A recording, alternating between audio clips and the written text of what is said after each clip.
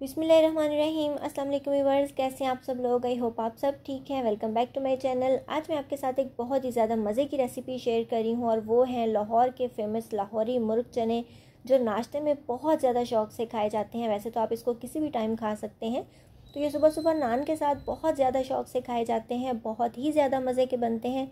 तो अब लाहौरी चने खाने के लिए आपको लाहौर बिल्कुल भी नहीं जाना पड़ेगा। आप रेसिपी को एंड तक वॉच कीजिएगा तो इंशाल्लाह आपको बहुत ज़्यादा पसंद आएगी। बहुत ही ज़्यादा टेस्टी बनते हैं। आप इसका टेक्सचर देख सकते हैं कितने ज़्यादा थिक और यमी बने हैं।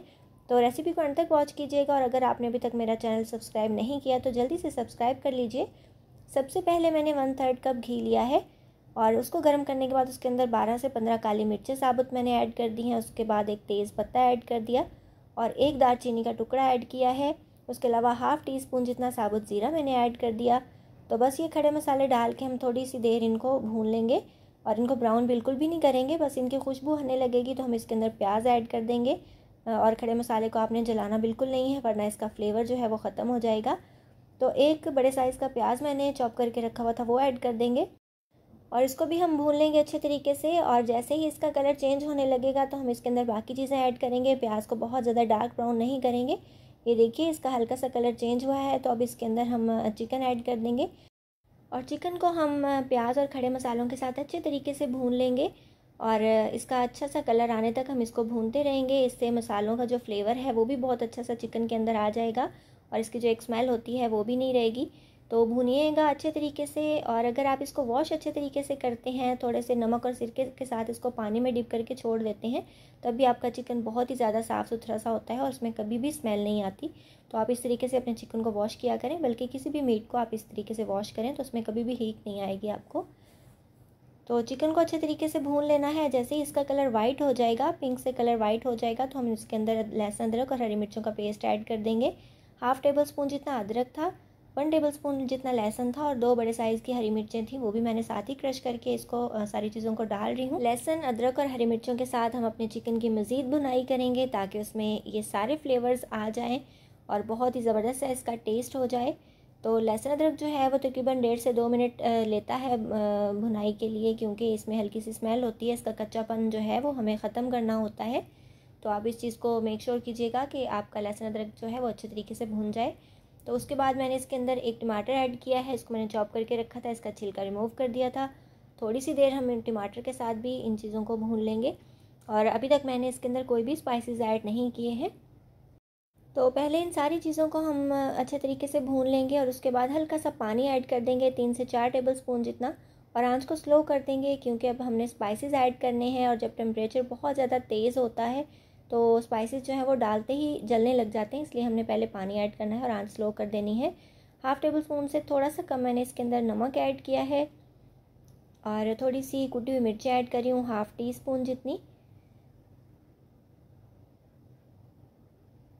और थोड़ा सा मैंने 1/4 टेबल स्पून जितना भुना और कुटा हुआ ज़ीरा भी इसके अंदर ऐड कर दिया है। इससे बहुत ही ज़बरदस्त सा फ्लेवर और खुशबू आती है।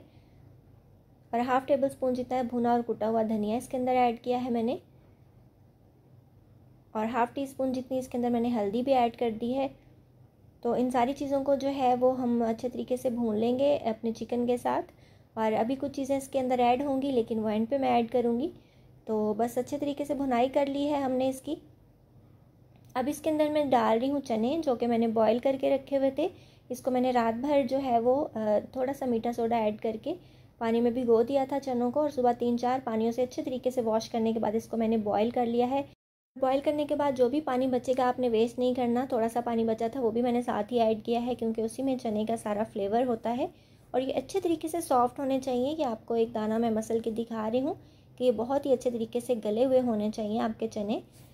तो बस अच्छे तरीके से हम इसकी मिक्सिंग कर देंगे और ये माशाल्लाह बहुत ही ज़्यादा हमारे यमी से मुर्ग चने रेडी हो रहे हैं। बहुत ही ज़्यादा मज़े के लगते हैं। आप इस तरीके से ज़रूर ट्राई कीजिएगा।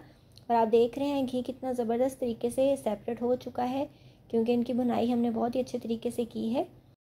और अब इसके अंदर मैंने 2 गिलास इतना पानी ऐड कर दिया है और इसको अच्छे तरीके से मिक्स करने के बाद हम 12 से 15 मिनट इसको मीडियम से फ्लेम पे पकने के लिए छोड़ देंगे ताकि हमारा चिकन भी अच्छे तरीके से गल जाए और सॉफ्ट हो जाए और ये सारी चीज़ों का फ्लेवर जो है ये हमारी डिश के अंदर आ जाए। तो ये अच्छे तरीके से जो है वो बॉयल आ रहा है। आपने एक दफ़ा खोल के इसको चेक कर लेना है 5 या 7 मिनट के बाद, और दोबारा से इसको कवर करके पकने दीजिएगा जब तक कि ये अच्छे से थिक नहीं हो जाते।